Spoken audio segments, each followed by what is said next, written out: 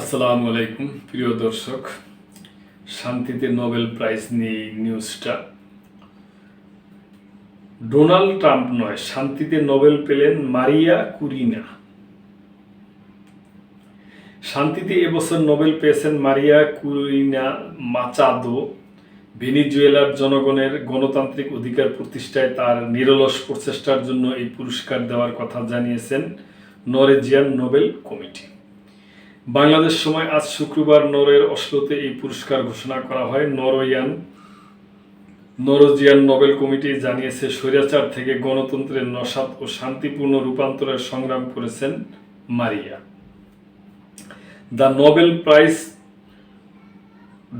.org-এর ওয়েবসাইটে বলা হয়েছে, ভেনিজুয়েলায় গণতন্ত্রের আন্দোলনের নেত্রী হিসাবে মারিয়া কুরিনা অনন্য সাহসের উদাহরণ।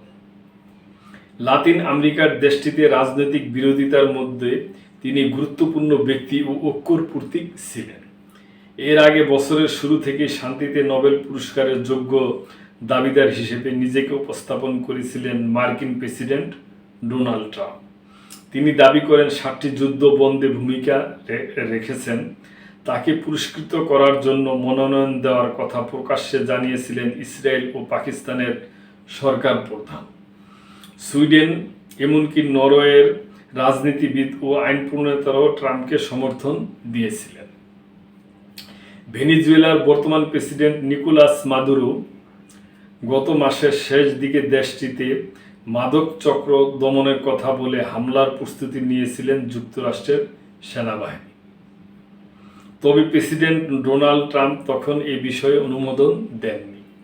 তবে বেশ কয়েক সপ্তাহ ধরেই মার্কিন বাহিনী ভেনিজুয়েলার অন্তত 3টি সমুদ্রযানে হামলা চালায়। ট্রাম্প দাবি করেন এসব নৌকা মাদক বহন করছিল, যদিও অভিযোগের পক্ষে পর্যাপ্ত প্রমাণ দেখাতে পারেনি। 2013 সালে প্রেসিডেন্ট হুগো চ্যাভেজের মৃত্যুর পর থেকে 11 বছর ধরে প্রেসিডেন্ট পদে আছেন মাদুরো।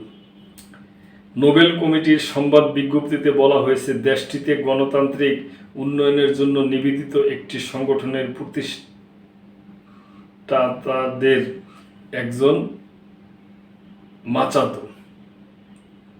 20 বছরেরও বেশি সময় ধরে স্বাধীন ও সুষ্ঠু নির্বাচনের জন্য লড়াই করছেন তিনি। আওয়াজ তুলেছেন বিচার বিভাগের স্বাধীনতা, মানবাধিকার এবং জনপ্রতিনিধিত্বের জন্য।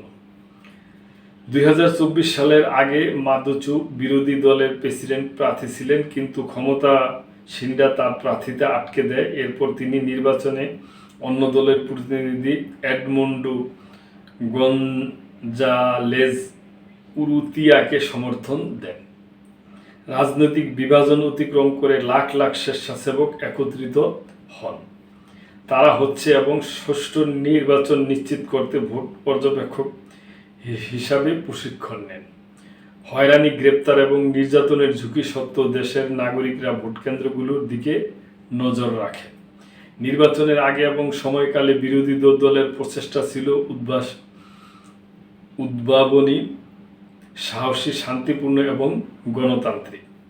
কিন্তু মাদুরোর প্রশাসন নির্বাচনের ফলাফল মেনে নিতে অস্বীকৃতি জানায় এবং ক্ষমতায় থাকতেই মনোযোগ দেয়। নোবেল কর্তৃপক্ষ বলছে, গণতন্ত্র স্থায়ী শান্তির জন্য একটি পূর্ব শর্ত। শুধু ভেনিজুয়েলায় নয়, জনগণের উপর দমন পীড়নের ঘটনা আরও আছে।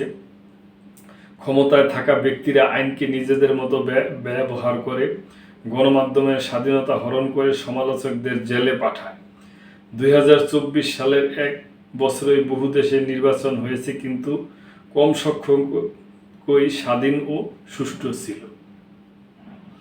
গত বছর শান্তিতে নোবেল পেয়েছিলেন জাপানি সংগঠক নিহন হিদানকিউ।